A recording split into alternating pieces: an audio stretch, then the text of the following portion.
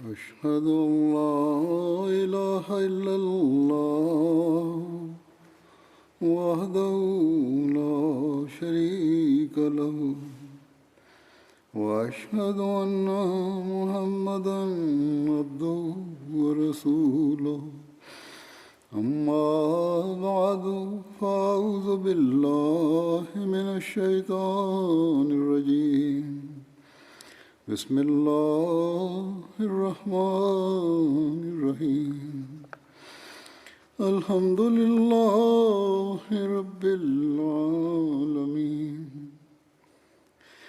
الرحمن الرحيم مالك يوم الدين إياك نعبد وإياك نستعين اهدنا الصراط المستقيم صراط الذين أنعمت عليهم غير المغضوب عليهم ولا الضالين.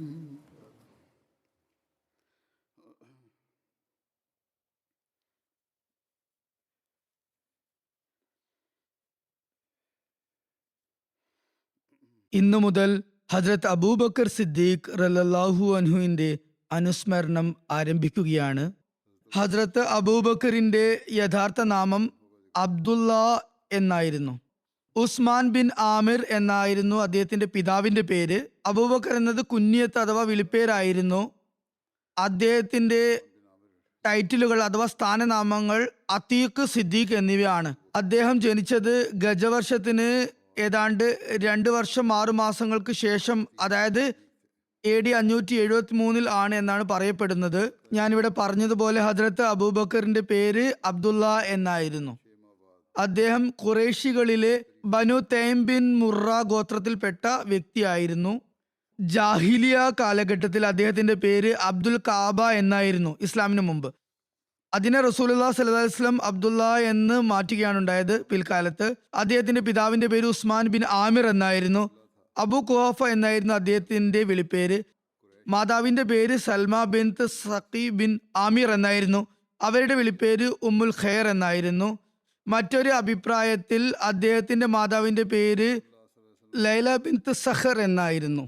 ഹസ്രത്ത് അബൂബക്കർ റളിയല്ലാഹു അൻഹുവിന്റെ വംശാവലി 7ാം തലമുറയിൽ പിറകോട്ട് പോയാൽ മുറയിലെത്തി റസൂലുള്ളാഹി സ്വല്ലല്ലാഹു അലൈഹി വസല്ലമയുമായി കൂടിച്ചേരുന്നുണ്ട്. അതുപോലെ ഹസ്രത്ത് അബൂബക്കറിന്റെ മാതാവിന്റെ വംശാവലി പിതൃപരമ്പരയിലും മാതൃപരമ്പരയിലും പിന്നിൽ 6ാം തലമുറയിൽ തിരുനബി സല്ലല്ലാഹു അലൈഹി വസല്ലമയുമായി കൂടിച്ചേരുന്നുണ്ട്. അബു ഖുഹാഫ, അതായത് ഹസ്രത്ത് അബൂബക്കറിന്റെ പിതാവിന്റെ ഭാര്യ ഉമ്മുൽ ഖൈർ അദ്ദേഹത്തിന്റെ പിതൃവ്യ പുത്രിയാണ്. അതായത് ഹസ്രത്ത് അബൂബക്കറിന്റെ മാതാവിനെ കുറിച്ചാണ് പറയുന്നത്. അവർ അദ്ദേഹത്തിന്റെ പിതാവിന്റെ പിതൃവ്യ പുത്രിയായിരുന്നു, പിതാവിന്റെ സഹോദര പുത്രിയായിരുന്നു. ഹസ്രത്ത് അബൂബക്കറിന്റെ മാതാപിതാക്കൾ ഹസ്രത്ത് അബൂബക്കറിന്റെ വഫാത്തിന് ശേഷവും ജീവിച്ചിരുന്നു. അവർ രണ്ടുപേരും അവരുടെ മകൻ, അതായത് അബൂബക്കറിന്റെ പിന്തുടർച്ചാവകാശികളായി. ഹസ്രത്ത് അബൂബക്കറിന്റെ വഫാത്തിന് ശേഷം ആദ്യം അദ്ദേഹത്തിന്റെ മാതാവാണ് വഫാത്തായത്. പിന്നീട് ഹസ്രത്ത് അബൂബക്കറിന്റെ പിതാവ് ഹിജ്രി 14 97ാമത്തെ വയസ്സിൽ വഫാത്തായി. ഹസ്രത്ത് അബൂബക്കറിന്റെ പിതാവിനും മാതാവിനും രണ്ടുപേർക്കും ഇസ്ലാം സ്വീകരിക്കാനുള്ള സൗഭാഗ്യം സിദ്ധിച്ചു. അദ്ദേഹത്തിന്റെ പിതാവ് ഇസ്ലാം സ്വീകരിച്ച സംഭവം ഇപ്രകാരമാണ് വരുന്നത്. അദ്ദേഹത്തിന്റെ പിതാവ് മക്ക വിജയത്തിന് ശേഷമാണ് വിശ്വാസം സ്വീകരിച്ചത്, ഇസ്ലാം സ്വീകരിച്ചത്. ആ സമയത്ത് അദ്ദേഹത്തിന്റെ കാഴ്ചശക്തി നഷ്ടപ്പെട്ടിരുന്നു. മക്ക വിജയ സമയത്ത് റസൂൽ കരീം സല്ലല്ലാഹു അലൈഹി വസല്ലം മസ്ജിദ് ഹറാമിൽ പ്രവേശിച്ചപ്പോൾ ഹസ്രത്ത് അബൂബക്കർ തന്റെ പിതാവിനെയും കൊണ്ട് റസൂൽ കരീം സല്ലല്ലാഹു അലൈഹി വസല്ലമിന്റെ സവിധത്തിൽ ഹാജരായി. നബി കരീം സല്ലല്ലാഹു അലൈഹി വസല്ലം അദ്ദേഹത്തെ കണ്ടപ്പോൾ പറഞ്ഞു, അബൂബക്കർ, നിങ്ങൾ ഈ വൃദ്ധനായ മനുഷ്യനെ വീട്ടിൽ തന്നെ നിർത്താമായിരുന്നില്ലേ? ഞാൻ അദ്ദേഹത്തിന്റെ അടുക്കൽ സ്വയം ചെല്ലുമായിരുന്നില്ലേ? അപ്പോൾ ഹസ്രത്ത് അബൂബക്കർ പറഞ്ഞു, അല്ലയോ റസൂലുള്ളാഹ്, ഇദ്ദേഹം അങ്ങയുടെ സവിധത്തിൽ ഹാജരാകാനാണ് കൂടുതൽ അർഹൻ, അല്ലാതെ അങ്ങക്ക് അദ്ദേഹത്തെ ചെന്ന് കാണേണ്ട ആവശ്യമില്ല. ഹസ്രത്ത് അബൂബക്കർ അദ്ദേഹത്തെ റസൂൽ കരീം സല്ലല്ലാഹു അലൈഹി വസല്ലമിന്റെ മുമ്പാകെ ഇരുത്തി. അപ്പോൾ തിരുനബി സല്ലല്ലാഹു അലൈഹി വസല്ലം അദ്ദേഹത്തിന്റെ നെഞ്ചിൽ തടവിക്കൊണ്ട് ഇപ്രകാരം പറഞ്ഞു, താങ്കൾ മുസ്ലിം ആകുക, അങ്ങനെ താങ്കൾ സമാധാനത്തിലും രക്ഷയിലും ആകുന്നതാണ്, ദൈവ സമാധാനത്തിലും ദൈവരക്ഷയിലും ആകുന്നതാണ്. അങ്ങനെ അബു ഖുഹാഫ ഇസ്ലാം മതം സ്വീകരിക്കുകയുണ്ടായി. ഹസ്രത് ജാബിർ ബിൻ അബ്ദുള്ള നിവേദനം ചെയ്യുന്നു, അബു കുഹാഫയെ മക്ക വിജയ ദിവസം റസൂൽ കരീം സ്വല്ലല്ലാഹു അലൈഹി വസല്ലമയുടെ സമക്ഷം കൊണ്ടുവന്നു. ആ സമയത്ത് അദ്ദേഹത്തിന്റെ തലയും താടിയും സലാമ പോലെ വെളുത്തിരുന്നു. സഗാമയെ പറ്റി പറയുന്നത് ഇത് പർവ്വതങ്ങളിൽ വളരുന്ന ഒരു പ്രത്യേകതരം തൂവെള്ള നിറമുള്ള പൂവാണെന്നാണ്. മക്കയിൽ ഉള്ള പർവ്വത നിരകളിൽ കണ്ടുവരുന്ന ഒരു പൂവാണ്. എന്തായിരുന്നാലും അദ്ദേഹത്തിന്റെ മുടി വെളുത്തിരുന്നു, താടി നന്നായി വെളുത്തിരുന്നു. അപ്പോൾ റസൂൽ കരീം സ്വല്ലല്ലാഹു അലൈഹി വസല്ലം പറഞ്ഞു, ഇതിന് മറ്റേതെങ്കിലും നിറം നൽകുക, അതായത് അതിൽ ഡൈ ചെയ്യുക എന്ന് പറയുകയുണ്ടായി. മറ്റേതെങ്കിലും നിറം നൽകുകയാണ് നല്ലത്, എന്നാൽ കറുപ്പ് നിറത്തിൽ നിന്നും രക്ഷപ്പെടുക. അതിന്റെ അർത്ഥം കറുപ്പ് നിറം മോശമാണെന്നല്ല, മറിച്ച് ചിലപ്പോൾ ഈ പ്രായത്തിൽ, ഈ വാർദ്ധക്യത്തിൽ പൂർണ്ണമായും കറുത്ത നിറമുള്ള മുടി മുഖത്ത് അനുയോജ്യമല്ലെന്ന് തിരുനബി കരുതി കാണും. എന്തായാലും അതിൽ നിറം കൊടുക്കാൻ, അതായത് ഡൈ ചെയ്യാൻ തിരുനബി സല്ലല്ലാഹു അലൈഹി വസല്ലം നിർദ്ദേശിക്കുകയുണ്ടായി. ഹജരത്ത് അബൂബക്കറിന്റെ മാതാവ് ആദ്യകാലത്ത് ഇസ്ലാം സ്വീകരിച്ചവരിൽ ഉൾപ്പെടുന്നു. അതേക്കുറിച്ച് സീറത്ത് ഹൽബിയയിൽ ഇപ്രകാരം വന്നിരിക്കുന്നു: റസൂലുള്ളാഹി സ്വല്ലല്ലാഹു അലൈഹി വസല്ലം ദാറുൽ അർക്കമിൽ പ്രവേശിച്ച ശേഷം ആണിത് നടന്നത്. ആ സമയത്ത് തിരുനബി സല്ലല്ലാഹു അലൈഹി വസല്ലം സഹാബാക്കളോടൊപ്പം അള്ളാഹുവിനെ ഇബാദത്ത് ചെയ്യാൻ അവിടെ ഒളിഞ്ഞു കഴിഞ്ഞിരുന്നു, രഹസ്യമായി ഇബാദത്ത് ചെയ്തിരുന്നു. ആ സമയത്ത് മുസ്ലിങ്ങളുടെ എണ്ണം ആകെ 38 ആ സമയത്ത് ഹസ്രത്ത് അബൂബക്കർ റസൂലുള്ളാഹി സ്വല്ലല്ലാഹു അലൈഹി വസല്ലമയുടെ സവിധത്തിൽ അപേക്ഷിച്ചു, മസ്ജിദ് ഹറാമിലേക്ക് വരിക.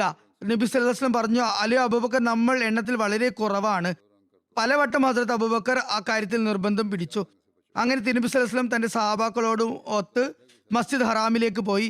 അവിടെ നബി കരീം സല്ലല്ലാഹു അലൈഹി വസല്ലം അവിടെ സന്നിഹിതനായിരുന്നെങ്കിലും അബൂബക്കർ ആയിരുന്നു ജനങ്ങൾക്ക് മുമ്പിൽ പ്രഭാഷണം നടത്തിയത്. ഹജരത്ത് അബൂബക്കർ ജനങ്ങൾക്ക് മുമ്പാകെ അള്ളാഹുവിലേക്കും റസൂലിലേക്കും അവരെ ക്ഷണിച്ചു. അങ്ങനെ അബൂബക്കർ തിരുനബി സല്ലല്ലാഹു അലൈഹി വസല്ലമക്ക് ശേഷം ജനങ്ങളെ ആദ്യമായി അള്ളാഹുവിലേക്ക് ക്ഷണിക്കുന്ന ആദ്യ പ്രഭാഷകനായി. അപ്പോൾ മുശ്രിക്കീങ്ങൾ ഹജരത്ത് അബൂബക്കറിനെയും മുസ്ലിങ്ങളെയും ആക്രമിക്കാനായി കുതിച്ചെത്തി. അവർ അദ്ദേഹത്തെ വളരെ ക്രൂരമായി മർദ്ദിച്ചു. ഹജരത്ത് അബൂബക്കറിന്റെ കാലുകൾക്കിടയിൽ ഞെരിച്ചു അമർത്തി അദ്ദേഹത്തെ നല്ലപോലെ മർദ്ദിച്ചു. ഉത്ബ ബിൻ റബിയ്യ ഹജരത്ത് അബൂബക്കറിനെ ചെരുപ്പ് കൊണ്ട് അടിക്കുകയായിരുന്നു. ആ ചെരുപ്പ് ആണെങ്കിൽ ഇരട്ട സോൾ കൊണ്ടുള്ള, ഇരട്ട തുകൽ കൊണ്ടുള്ളതായിരുന്നു. തുടർന്ന് ബനു തൈമിലുള്ള ആളുകൾ അവിടെ ഓടി വന്നു. എത്രത്തോളം തല്ലിയിരുന്നെന്നാൽ മുഖം വീർത്ത് അദ്ദേഹത്തിന്റെ മൂക്ക് വ്യക്തമായി കാണുന്നുണ്ടായിരുന്നില്ല. തുടർന്ന് ബനു തൈമിലുള്ള ആളുകൾ അവിടെ വന്ന് ഹസ്രത്ത് അബൂബക്കറിനെ മുശ്രിക്കങ്ങളുടെ കയ്യിൽ നിന്നും രക്ഷപ്പെടുത്തി. ബനു തൈമിലെ ആളുകൾ തന്നെ അദ്ദേഹത്തെ ഒരു തുണിയിൽ കെട്ടിയെടുത്ത് അദ്ദേഹത്തിന്റെ വീട്ടിൽ കൊണ്ടുപോയി എത്തിച്ചു. അവർക്ക് ഹസ്രത്ത് അബൂബക്കറിന്റെ മരണത്തിൽ അപ്പോൾ യാതൊരു സംശയവും ഉണ്ടായിരുന്നില്ല, അത്രത്തോളം മർദ്ദിച്ചിരുന്നു. അതിനുശേഷം ബനു തൈമിലുള്ള ആളുകൾ തിരിച്ച് അങ്ങോട്ട് വന്നു കാബാലയത്തിലുള്ള പള്ളിയിൽ പ്രവേശിച്ചു. എന്നിട്ട് അവർ പറഞ്ഞു, അള്ളാഹു ആണ്, അബൂബക്കർ മരണപ്പെട്ടു എന്നാൽ ഞങ്ങൾ തീർച്ചയായും ഉത്ബയെ വധിക്കുന്നതാണ്. അയാളാണ് ഏറ്റവും അധികം അദ്ദേഹത്തെ മർദ്ദിച്ചിരുന്നത്. പിന്നെ അവർ എല്ലാവരും അബൂബക്കറിന്റെ അടുക്കൽ തിരിച്ചെത്തി. എന്നിട്ട് അദ്ദേഹത്തിന്റെ പിതാവും അബു ഖുഹാഫയും ബനു തൈമിലെ ആളുകളും അദ്ദേഹത്തോട് സംസാരിക്കാൻ ശ്രമിച്ചു. എന്നാൽ അദ്ദേഹം അബോധാവസ്ഥയിലായിരുന്നു. അതുകൊണ്ട് അദ്ദേഹത്തിന് മറുപടി ഒന്നും നൽകാൻ സാധിച്ചില്ല. അങ്ങനെ പകൽ കഴിഞ്ഞു. സായാഹ്നത്തിൽ രാത്രി അടുത്തപ്പോൾ അദ്ദേഹം സംസാരിച്ചു തുടങ്ങി. ആദ്യമായി അദ്ദേഹം ചോദിച്ചത് റസൂലുള്ളാഹിന്റെ അവസ്ഥ എന്താണെന്നാണ്. എന്നാൽ ജനങ്ങൾ അദ്ദേഹത്തിനുള്ള മറുപടി നൽകിയില്ല.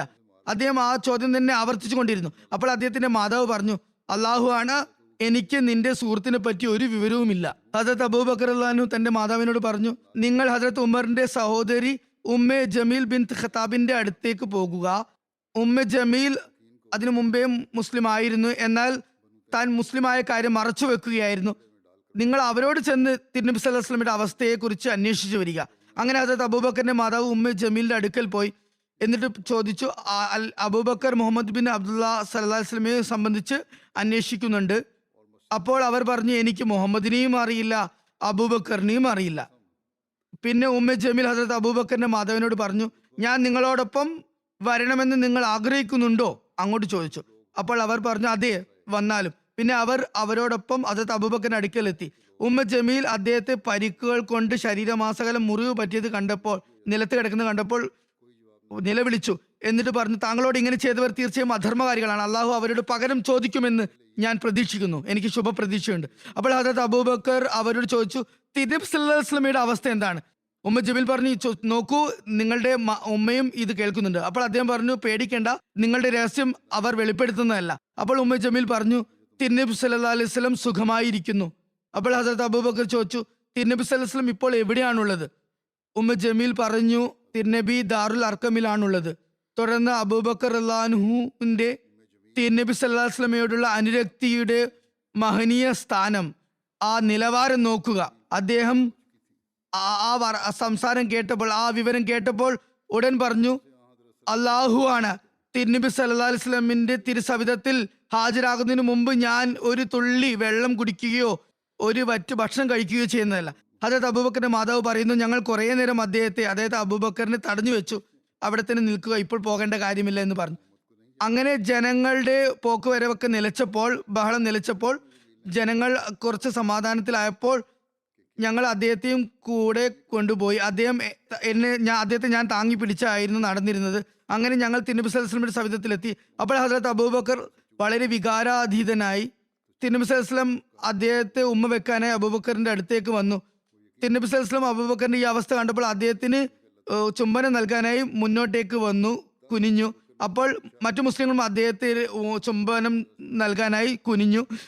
തുടർന്ന് ഹദരത്ത് അബൂബക്കർ പറഞ്ഞു, യാ റസൂലല്ലാ, എൻ്റെ മാതാപിതാക്കൾ അങ്ങേക്ക് തെണ്ടമായിരിക്കട്ടെ. ജനങ്ങൾ എൻ്റെ മുഖത്ത് പരിക്കുകൾ വരുത്തിയിട്ടുണ്ടെന്ന് നേരെ തന്നെ, എന്നാൽ എനിക്ക് മറ്റു യാതൊരു പ്രയാസവുമില്ല. എൻ്റെ ഉമ്മ എന്നോട് നല്ല നിലയിൽ വർത്തിക്കുന്ന സ്ത്രീയാണ്. ഇങ്ങനെ ചെറിയ രീതിയിൽ സംഭാഷണം നടന്നു. അദ്ദേഹം പറഞ്ഞു, ഒരുപക്ഷെ അള്ളാഹു താങ്കളുടെ ബർക്കത്ത് കാരണം എൻ്റെ മാതാവിനെ രക്ഷിച്ചേക്കാം. അതായത് ഹദരത്ത് അബൂബക്കർ തൻ്റെ മാതാവിനെ പറ്റിയാണ് പറഞ്ഞത്. അള്ളാഹു താങ്കളുടെ അനുഗ്രഹ സിദ്ധിയാൽ ഒരുപക്ഷെ നരകാഗ്നിയിൽ നിന്നും എൻ്റെ മാതാവിനെ രക്ഷിച്ചേക്കാം. അതായത് അവർ ഈമാൻ സ്വീകരിക്കുകയാണെങ്കിൽ അങ്ങനെ സംഭവിക്കാം. തുടർന്ന് തിരുനബി സല്ലല്ലാഹു അലൈഹി വസല്ലം അദ്ദേഹത്തിന്റെ മാതാവിന് വേണ്ടി ദുആ ചെയ്തു. അവരെ ഇസ്ലാമിലേക്ക് ക്ഷണിച്ചു. തുടർന്ന് അവർ ഇസ്ലാം സ്വീകരിച്ചു, ആ ക്ഷണം സ്വീകരിച്ചു. അങ്ങനെ ഹദരത്ത് അബൂബക്കറിന്റെ മാതാവ് തുടക്കകാലത്തിൽ തന്നെ ഇസ്ലാം സ്വീകരിച്ചിരുന്നു. ഹദരത്ത് അബൂബക്കർ സിദ്ദീഖ് റളിയല്ലാഹുവിന്റെ ജനനത്തെക്കുറിച്ചുള്ള നിവേദനങ്ങളുടെ അടിസ്ഥാനത്തിൽ സഹാബികളുടെ ജീവചരിത്രമായ അസഹാബ എന്ന ആധികാരികമായ ഗ്രന്ഥം അനുസരിച്ച് ഗജവർഷത്തിന് 2.5 വർഷങ്ങൾക്ക് ശേഷമാണ് ഹദരത്ത് അബൂബക്കർ സിദ്ദീഖ് റളിയല്ലാഹു ജനിച്ചത്. അദ്ദേഹം ഗജവർഷത്തിന് ശേഷം 2 വർഷം 6 മാസങ്ങൾക്ക് ശേഷമാണ് ജനിച്ചതെന്ന് പറയുന്നു. താരീഖ് തബരിയിലും തബക്കാത്തുൽ കുബറിയിലും വന്നിട്ടുള്ളത് ഗജവർഷത്തിന് 3 വർഷങ്ങൾക്ക് ശേഷമാണ് അദ്ദേഹം ജനിച്ചത് എന്നാണ്. അതുപോലെ ഹദരത്ത് അബൂബക്കർ സിദ്ദീഖ് റളിയല്ലാഹുവിന് സ്ഥാനനാമങ്ങൾ അല്ലെങ്കിൽ ഉപനാമങ്ങൾ ഉണ്ടായിരുന്നു. അതിൽ 2 എണ്ണം വളരെ പ്രസിദ്ധമാണ്. ഒന്ന് അത്തീഖ് എന്നും രണ്ടാമത്തെ സിദ്ദീഖ് എന്നുമാണ്.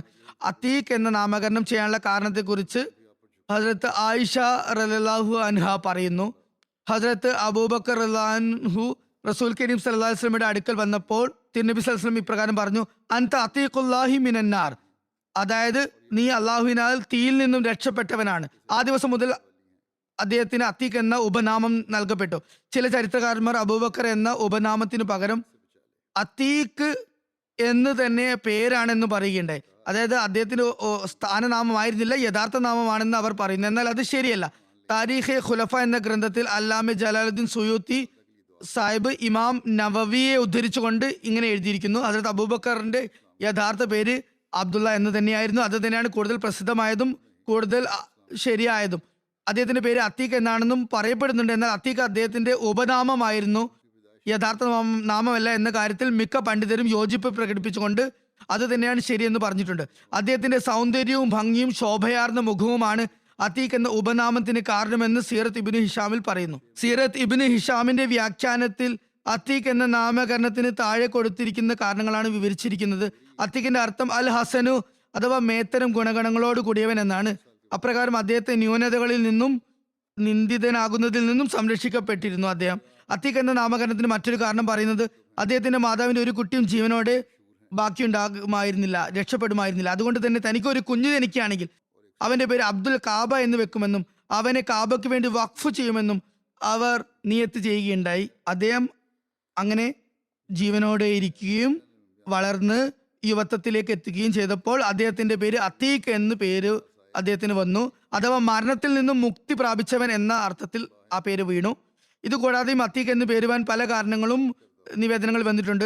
ചിലരുടെ അഭിപ്രായത്തിൽ അദ്ദേഹത്തിന്റെ വംശാവലിയിൽ തന്നെ ആരോപണത്തിന് വിധേയമാകുന്ന വിധത്തിൽ യാതൊരു ന്യൂനതകളും ഇല്ലാത്തതാണ് അത്തീഖ് എന്ന നാമകരണത്തിന് മറ്റൊരു കാരണം. അത്തീഖിന് പുരാതനമായ, പ്രാചീനമായ എന്നും അർത്ഥമുണ്ട്. ഹദരത്ത് അബൂബക്കർ റളിയല്ലാഹു പണ്ടുകാലം മുതൽക്ക് തന്നെ നന്മകൾ ചെയ്യുന്ന സൽപ്രകൃതനായ വ്യക്തിയായിരുന്നു. അതുകൊണ്ട് തന്നെ ഇസ്ലാം സ്വീകരിക്കുന്നതിലും മറ്റു നന്മകളിലും തുടക്കമിട്ടത് കൊണ്ടും മുന്നേറിയത് കൊണ്ടും അദ്ദേഹം അത്തീഖ് എന്ന ഉപനാമത്തിൽ അറിയപ്പെട്ടു.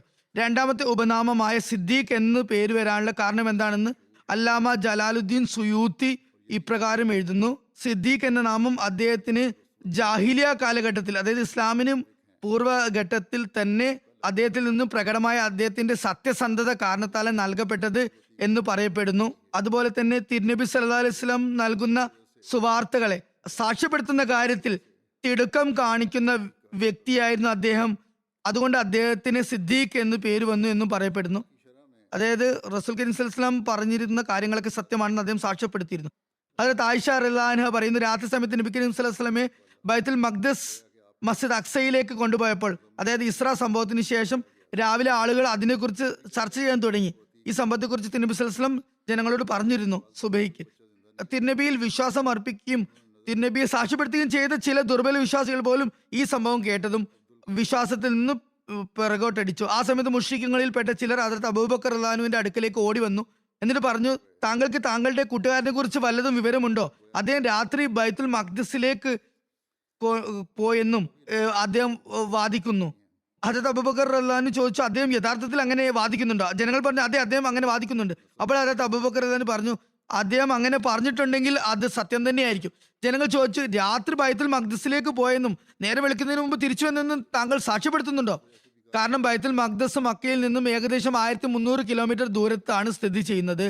അപ്പോൾ ഹദരത്ത് അബൂബക്കർ റളിയല്ലാഹു അൻഹു പറഞ്ഞു, അതെ, ഞാൻ അക്കാര്യത്തെയും സാക്ഷ്യപ്പെടുത്തുന്നു, അതിൽ കൂടുതൽ ദൂരത്തുള്ള കാര്യത്തെക്കുറിച്ചും ഞാൻ സാക്ഷ്യപ്പെടുത്താൻ തയ്യാറാണ്. വീണ്ടും അബൂബക്കർ റളിയല്ലാഹു അൻഹു പറഞ്ഞു, ഞാൻ എല്ലായ്പ്പോഴും, അതായത് രാവും പകലും തിരുനബിയിൽ ഇറങ്ങിക്കൊണ്ടിരിക്കുന്ന ആ വാനലോക വാർത്തകളെ കുറിച്ചും വഹിയെക്കുറിച്ചും സാക്ഷ്യപ്പെടുത്തുന്നു. അങ്ങനെയാണ് ഹദരത്ത് അബൂബക്കർ റളിയല്ലാഹു അൻഹു സിദ്ദീഖ് എന്ന ഉപനാമത്തിൽ അറിയപ്പെട്ടത്. ഹദരത്ത് അബൂ ഹുറൈറ റളിയല്ലാഹു അൻഹു സ്വതന്ത്രനാക്കിയ അടിമ അബൂ വഹബ് നിവേദനം ചെയ്യുന്നു, റസൂലുള്ളാഹി സ്വല്ലല്ലാഹു അലൈഹി വസല്ലം പറഞ്ഞു, എന്നെ രാത്രി യാത്ര ചെയ്യിപ്പിച്ചപ്പോൾ, ആത്മീയ പ്രയാണം നടത്തിയപ്പോൾ, അഥവാ ഇസ്രായേലിന്റെ രാത്രിയിൽ ഞാൻ ജിബ്രീലിനോട് പറഞ്ഞു, തീർച്ചയായും എന്റെ സമൂഹം ഈ കാര്യത്തിൽ എന്നെ സാക്ഷ്യപ്പെടുത്തുകയില്ല, അഥവാ ഞാൻ പറയുന്നത് സത്യമാണെന്ന് വിശ്വസിക്കില്ല. അപ്പോൾ ജിബ്രീൽ പറഞ്ഞു, സദ്ദഖക അബൂബക്കറിൻ വഹു സിദ്ദീഖ്, അതായത് താങ്കൾ അബൂബക്കർ എന്തായാലും സാക്ഷ്യപ്പെടുത്തുന്നതാണ്, അദ്ദേഹം സിദ്ദീഖാണ്. ഇത് തബക്കാത്തുൽ കുബറയിൽ വിവരിക്കപ്പെട്ടതാണ്. ഹദരത്ത് മുസ്ലിം മൗദ് റളിയല്ലാഹു അൻഹു പറയുന്നു, ഹദരത്ത് ആയിഷ റളിയല്ലാഹു അൻഹ നിവേദനം ചെയ്യുന്നു, ഇസ്രാ സംഭവം നടന്നപ്പോൾ ജനങ്ങൾ ഓടിക്കൊണ്ട് ഹദരത്ത് അബൂബക്കർ റളിയല്ലാഹു അൻഹുവിന്റെ അടുക്കൽ വന്നുകൊണ്ട് പറഞ്ഞു, താങ്കളുടെ സുഹൃത്ത് എന്താണ് പറയുന്നത്, താങ്കൾക്ക് വല്ല വിവരവുമുണ്ടോ? അദ്ദേഹം ചോദിച്ചു, എന്താണ് അദ്ദേഹം പറയുന്നത്? അവർ പറഞ്ഞു, അദ്ദേഹം രാത്രി ബൈത്തുൽ മഖ്ദിസിൽ പോയി തിരിച്ചു വന്നു എന്ന് പറയുന്നു. ഹദരത്ത് മുസ്ലിം മൗദ് റളിയല്ലാഹു അൻഹു എഴുതുന്നു, ഒരുപക്ഷെ മിഹ്റാജിനെ കുറിച്ചും ഇതോടൊപ്പം തന്നെ അങ്ങ് പറഞ്ഞിരുന്നെങ്കിൽ, അതായത് ഒരേ സമയത്ത് തന്നെ രണ്ട് കാര്യവും പറഞ്ഞിരുന്നെങ്കിൽ, അല്ലെങ്കിൽ ഒരേ സമയത്ത് ആ രണ്ട് സംഭവം നടന്നിരുന്നെങ്കിൽ കാഫിര്യങ്ങൾ, നിഷേധികൾ കൂടുതൽ ബഹളം വെച്ചേനെ. എന്നാൽ അവർ പറഞ്ഞത് തിരുനബി സല്ലല്ലാഹു അലൈഹി വസല്ലം രാത്രി ബൈത്തുൽ മഖ്ദിസിൽ പോയി തിരിച്ചു വന്നു എന്നായിരുന്നു. പിന്നീട് ഹദരത്ത് അബൂബക്കർ റളിയല്ലാഹു അൻഹു തിരുനബി സല്ലല്ലാഹു അലൈഹി വസല്ലമയെ സാക്ഷ്യപ്പെടുത്തിയപ്പോൾ, അക്കാര്യം സാക്ഷ്യപ്പെടുത്തിയപ്പോൾ ജനങ്ങൾ ചോദിച്ചു, താങ്കൾ ഈ ബുദ്ധിക്ക് യോജിക്കാത്ത കാര്യവും താങ്കൾ വിശ്വസിക്കുന്നുണ്ടോ? അപ്പോൾ ഹദരത്ത് അബൂബക്കർ പറഞ്ഞു, രാവും പകലും അങ്ങയിൽ വാനലോകത്ത് നിന്നും വരുന്ന വചനങ്ങളെ കുറിച്ചും ഞാൻ വിശ്വസിക്കുന്നു, അത് യഥാർത്ഥത്തിലുള്ളതാണെന്ന് വിശ്വസിക്കുന്നു. ഹസ്രത്ത് മസീഹ് മൗഊദ് അലൈഹി ഇസ്ലാം പറയുന്നു, തിരുനബി സല്ലല്ലാഹു അലൈഹി വസല്ലം ഹസ്രത്ത് അബൂബക്കർ റളിയല്ലാഹു അൻഹുവിന് സിദ്ദീഖ് എന്ന സ്ഥാനപ്പേര് നൽകിയതിൽ അദ്ദേഹത്തിന് എന്തെല്ലാം ശ്രേഷ്ഠതകളാണ് ഉള്ളതെന്ന് അള്ളാഹുവിന് മാത്രമേ അറിയുകയുള്ളൂ. അതിന്റെ പിറകിൽ അദ്ദേഹത്തിന്റെ ശ്രേഷ്ഠതകൾ അള്ളാഹുവിന് മാത്രമേ അറിവുള്ളൂ. ഹദരത്ത് അബൂബക്കർ റളിയല്ലാഹു അൻഹുവിന്റെ ശ്രേഷ്ഠത അദ്ദേഹത്തിന്റെ ഹൃദയത്തിനുള്ളിലുള്ള കാര്യങ്ങൾ കൊണ്ടാണെന്നും ആന്തരികമായ കാര്യങ്ങൾ കൊണ്ടാണെന്നും തിരുനബി സല്ലല്ലാഹു അലൈഹി വസല്ലം പറഞ്ഞിട്ടുണ്ട്. വളരെ സൂക്ഷിച്ചു നോക്കുകയാണെങ്കിൽ യഥാർത്ഥത്തിൽ ഹദരത്ത് അബൂബക്കർ റളിയല്ലാഹു അൻഹു കാണിച്ച സത്യസന്ധതയുടെ മാതൃക നമുക്ക് അതിന് സമാനമായതിൽ മറ്റെവിടെയെങ്കിലും കാണുക പ്രയാസകരമാണ്. യഥാർത്ഥത്തിൽ എല്ലാ കാലഘട്ടത്തിലും ആരാണോ സിദ്ദീഖിന്റെ ശ്രേഷ്ഠതകൾ കരസ്ഥമാക്കാൻ പ്രയത്നിക്കുന്നത്, ആ വ്യക്തിക്ക് ഹദരത്ത് അബൂബക്കർ റളിയല്ലാഹു അൻഹുവിന്റെ സ്വഭാവ ഗുണങ്ങളും അതുപോലെ സൽപ്രകൃതവും തന്റെ ഉള്ളിൽ ഉണ്ടാക്കിയെടുക്കാൻ കഴിവിന്റെ പരമാവധി പരിശ്രമിക്കേണ്ടതും അത്യുദ്ധാനം ചെയ്യേണ്ടതും അതുപോലെ ദ്വായിൽ നിരതനാകേണ്ടതും നിർബന്ധമാണ്. ഏതുവരെ ഹദരത്ത് അബൂബക്കർ റളിയല്ലാഹു അൻഹുവിന്റെ സ്വഭാവ ഗുണങ്ങൾ സ്വായത്തമാക്കുന്നില്ലയോ, ആ വർണ്ണത്തിൽ ലയിച്ചു ചേരുന്നില്ലയോ, അതുവരെ സിദ്ദീഖിയത്തിന്റെ ശ്രേഷ്ഠതകൾ കൈവരിക്കാൻ ആർക്കും സാധ്യമല്ല. അത്തീഖ്, സിദ്ദീഖ് എന്നിവ കൂടാതെ മറ്റു ഉപനാമങ്ങൾ ഉണ്ടെന്നും പറയപ്പെടുന്നു. ഉദാഹരണമായി ഖലീഫത്തുർ റസൂലുള്ള, ഹദരത്ത് അബൂബക്കർ സിദ്ദീഖ് റളിയല്ലാഹു അൻഹുവിന് ഖലീഫത്തുൻ ലി റസൂലില്ല എന്നും പറയുമായിരുന്നു. ഒരു നിവേദനത്തിൽ പറയുന്ന ഒരു വ്യക്തി ഹദരത്ത് അബൂബക്കർ റളിയല്ലാഹു അൻഹു പറഞ്ഞു, യാ ഖലീഫത്ത് അല്ലാഹ്, അല്ലയോ അള്ളാഹുവിന്റെ ഖലീഫ. അപ്പോൾ അദ്ദേഹം പറഞ്ഞു, ഖലീഫത്തുള്ള അല്ല, മറിച്ച് ഖലീഫത്തു റസൂലില്ല, അതായത് റസൂലുള്ളാഹി സ്വല്ലല്ലാഹു അലൈഹി വസല്ലമയുടെ ഖലീഫയാണ് ഞാൻ, അതിൽ തന്നെ ഞാൻ തൃപ്തനാണ്. സഹീഹ് ബുഖാരിയുടെ വ്യാഖ്യാതാവായ അല്ലാമ ബദ്രുദ്ദീൻ ഐനി പറയുന്നു, ഹസ്രത്ത് അബൂബക്കർ റളിയല്ലാഹുവിന്റെ പേര് ഖലീഫത്തുർ റസൂലുള്ള എന്നായിരുന്നു എന്നതിൽ സ്ഥാനനാമം ഖലീഫത്തുർ റസൂലുള്ള എന്നതിൽ ചരിത്രകാരന്മാരും മറ്റും ഏകാഭിപ്രായക്കാരാണ്. എന്നാൽ ഹസ്രത്ത് അബൂബക്കർ റളിയല്ലാഹുവിന്റെ ഈ സ്ഥാനപ്പേര് തിരുനബി സല്ലല്ലാഹു അലൈഹി വസല്ലമയുടെ വഫാത്തിന് ശേഷം ഖലീഫ ആയതിനു ശേഷമാണ് നൽകപ്പെട്ടത് എന്നത് വ്യക്തമാണ്. അതുകൊണ്ട് തന്നെ ഈ സ്ഥാനപ്പേര് തിരുനബി സല്ലല്ലാഹു അലൈഹി വസല്ലമയുടെ കാലഘട്ടത്തിൽ ജീവിത കാലഘട്ടത്തിൽ ഉണ്ടായി എന്ന് പറയാൻ നമുക്ക് സാധിക്കുകയില്ല. ഇത് പിന്നീട് ജനങ്ങൾ വെച്ചതോ അല്ലെങ്കിൽ അദ്ദേഹം സ്വയം തനിക്ക് വേണ്ടി ഇഷ്ടപ്പെട്ടതോ ആകാം. അവ്വാഹ് എന്നും ഒരു സ്ഥാനപ്പേരാണ്. അവ്വാ എന്നതിന്റെ അർത്ഥം വളരെയധികം സഹിഷ്ണുത പ്രകടിപ്പിക്കുന്ന നിർമ്മല ഹൃദയൻ, മാധവ ഹൃദയമുള്ളവൻ എന്നാണ്. തബഖാത്തുൽ കുബ്രയിൽ എഴുതിയിരിക്കുന്ന ഹദ്റത്ത് അബൂബക്കർ റളിയല്ലാഹു അദ്ദേഹത്തിന്റെ മൃദുശീലവും കാരുണ്യവും കൊണ്ട് അവ്വാഹ് എന്ന് വിളിക്കപ്പെട്ടു. അവ്വാഹ് മുനീബ് എന്നതിന്റെ അർത്ഥം വളരെയധികം സഹിഷ്ണുതയുള്ള, മാർദ്ദവ ഹൃദയമുള്ള, വളരെയധികം കുമ്പിടുന്ന, താഴ്മയുള്ളവൻ എന്നൊക്കെയാണ്. തബഖാത്തുൽ കുബ്രയിൽ എഴുതിയിരിക്കുന്നു, ഞാൻ ഹസ്രത്ത് അലി റളിയല്ലാഹു അൻഹു മിമ്പറിൽ നിന്നും ഇങ്ങനെ പ്രസംഗിക്കുന്നതായി കേട്ടു. എല്ലാവരും ശ്രദ്ധിച്ചു കേൾക്കുക. നിവേദകൻ പറയുന്നു, ഹസ്രത്ത് അലി റളിയല്ലാഹു അൻഹു മിമ്പറിൽ കയറി ഇങ്ങനെ പ്രഭാഷണം നടത്തുന്നതായി കേട്ടു. എല്ലാവരും സശ്രദ്ധം ശ്രവിക്കുക. ഹസ്രത്ത് അബൂബക്കർ റളിയല്ലാഹു അൻഹു വളരെയധികം സഹിഷ്ണുത പ്രകടിപ്പിക്കുന്നവനും മാർദ്ദവ ഹൃദയമുള്ളവനും വളരെ കുമ്പിടുന്നവനും ആയിരുന്നു. ശ്രദ്ധയോടുകൂടി കേൾക്കുക. അള്ളാഹു ഹസ്രത്ത് ഉമർ റളിയല്ലാഹു അൻഹുവിന് അഭ്യുദയ കാംക്ഷി എന്ന ഗുണം നൽകിയതിനാൽ ഹസ്രത്ത് ഉമർ ജനങ്ങളുടെ അഭ്യുദയ കാംക്ഷിയായി മാറി. അമീർ ഷാക്കിരീൻ എന്ന ഒരു സ്ഥാനപ്പേരും ഉള്ളതായി പറയപ്പെടുന്നു. അമീർ ഷാക്കിരീൻ എന്നതിന്റെ അർത്ഥം നന്ദി പ്രകടിപ്പിക്കുന്നവരുടെ നേതാവ് എന്നാണ്. ഹസ്രത്ത് അബൂബക്കർ സിദ്ദീഖ് റളിയല്ലാഹു അൻഹു കൂടുതലായി നന്ദി പ്രകടിപ്പിക്കുന്നതുകൊണ്ട് അമീർ ഷാക്കിരീൻ എന്ന് പറയപ്പെട്ടു. ഹസ്രത്ത് അബൂബക്കർ സിദ്ദീഖ് റളിയല്ലാഹു അൻഹുവിനെ അമീർ ഷാക്കിരീൻ എന്ന് വിളിച്ചിരുന്നു എന്ന് ഉംദത്തുൽ ഖാരി എന്ന ഗ്രന്ഥത്തിൽ രേഖപ്പെട്ടതായി കാണാം. അതുപോലെ സാനിയ സ്നേൻ, ഇതും ഒരു ഉപനാമമാണെന്ന് അറിയപ്പെടുന്നു. ഹസ്രത്ത് അബൂബക്കർ റളിയല്ലാഹു അൻഹു അള്ളാഹു സാനിയ സ്നേൻ എന്ന പേരിൽ വിളിച്ചിരുന്നു, രണ്ടിൽ രണ്ടാമൻ. അള്ളാഹു പറയുന്നു, ഇല്ലാ തൻസുറൂഹു ഫഖദ് നസറഹുല്ലാഹു ഇസ് അഖ്റജഹുല്ലസീന കഫറു സാനിയ സ്നൈനി ഇദ് ഹുമാ ഫിൽ ഗാരി ഇദ് യഖൂലു ലിസ്വാഹിബിഹി ലാ തഹ്സൻ ഇന്നല്ലാഹ മഅനാ ഫഅൻസലല്ലാഹു സഖീനതഹു അലൈഹി. അതായത്, നിങ്ങൾ അദ്ദേഹത്തെ സഹായിക്കുന്നില്ലെങ്കിൽ അറിയുക, തീർച്ചയായും അള്ളാഹു അദ്ദേഹത്തെ സഹായിച്ചിട്ടുണ്ട്, മുമ്പ് സഹായിച്ചിട്ടുണ്ട്.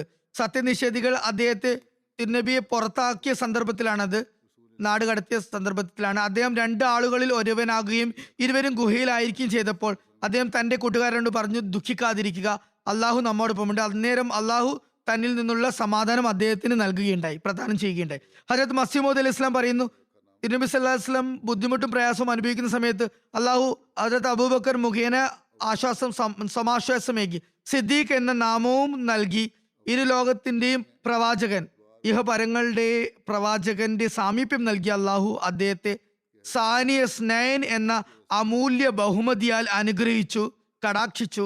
കൂടാതെ തന്റെ പ്രധാനപ്പെട്ട ദൈവദാസരിൽ ഉൾപ്പെടുത്തുകയും ചെയ്യുകയുണ്ടായി. സാനിയ സ്നൈൻ എന്ന പേര് നൽകപ്പെട്ട, അതുപോലെ ഈ ഇഹപരങ്ങളുടെ പ്രവാചകന്റെ സുഹൃത്ത് എന്നറിയപ്പെട്ട, ഇന്നല്ലാഹ മഅന എന്ന അനുഗ്രഹത്തിൽ പങ്കാളിയായ, അള്ളാഹുവിന്റെ സഹായം ലഭ്യമായ, 2 ആളിൽ ഒരാൾ എന്ന് പറയപ്പെട്ട വ്യക്തിയെക്കുറിച്ച്, 2 സഹായം ലഭിക്കപ്പെട്ട വ്യക്തികളിൽ ഒരാൾ എന്ന വ്യക്തിയെക്കുറിച്ച് നിങ്ങൾക്കറിയുമോ?